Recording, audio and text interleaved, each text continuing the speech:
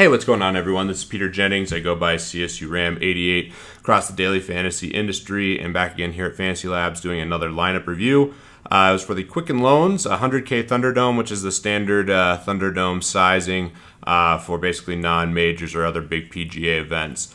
So I took 13th with 6 of 6 making the field, which normally when you have 6 of 6, that's a pretty big advantage. And if you have that many, normally you're going to cash. But the chalk just hit so hard in terms of making the cut this week. And really interesting tournament. I think I'm disappointed in one of my plays, which I'll talk about here in a second. But one disclaimer as well is that I got married this weekend. So I did not watch any golf. Had a great time. The last couple days probably had a little too much fun, honestly. But I did not watch any golf, so sorry for the lack of subjective analysis in that regard.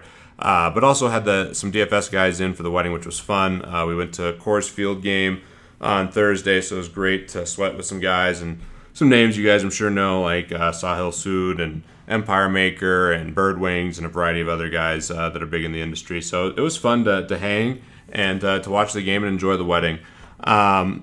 Let's dive into my team real quickly. I thought a lot of my plays were really chalky. Brendan Steele was the big line move of the top guys, and he was only 9,900 versus like 12K for Ricky.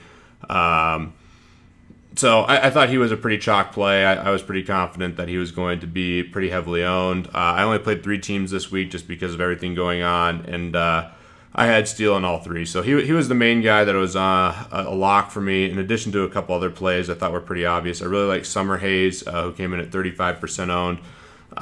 Charles Howell, 35%. Finau at 35% is really interesting.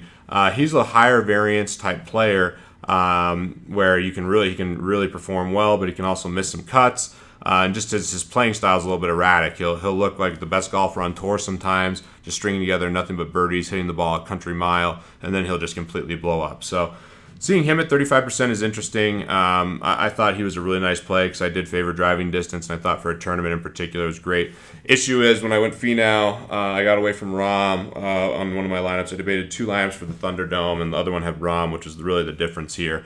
But yeah. Lovemark was someone that I kind of took a flyer on, 15% owned. I like his game for longer courses, and I thought this was a good spot to take advantage of his upside in this field. He started off great on Thursday, and I was feeling really smart, and then he shot a 75, barely made the cut on Friday. But some interesting rounds for him. A couple mid-70s, and then a couple rounds, a 66 and a 68 there. I think he's a high upside guy as well. And we'll see where he's priced in some of these stronger fields going forward. And then Swafford is a guy that was pretty chalk in cash games, a very cheap play. I think he's just undervalued. Colin's talked about him, since we started the pod. He's been one of his guys that he looks at. So that's the team there. Pretty chalky overall. I don't care too much about ownership. If I do have a 2 or 2 that I think is close, then I will go with one I think might have a little more leverage in this tournament, because generally it's a pretty chalky tournament with the buy-in and the structure. So let's look at who won. Kuno88, congrats. With a really nice tier with Bill Haas, Howell, Kirk, Molinari, Steele, and Swafford. Haas was obviously a great pick, and so was Molinari.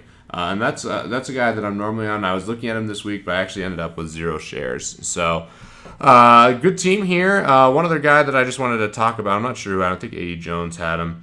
Yeah, John Rahm at 13 under at 35%. I think that was a really sharp play. And the biggest thing I took away with that, I had him on half my teams, or I'm sorry, 2/3 of my teams, just not on the Thunderdome.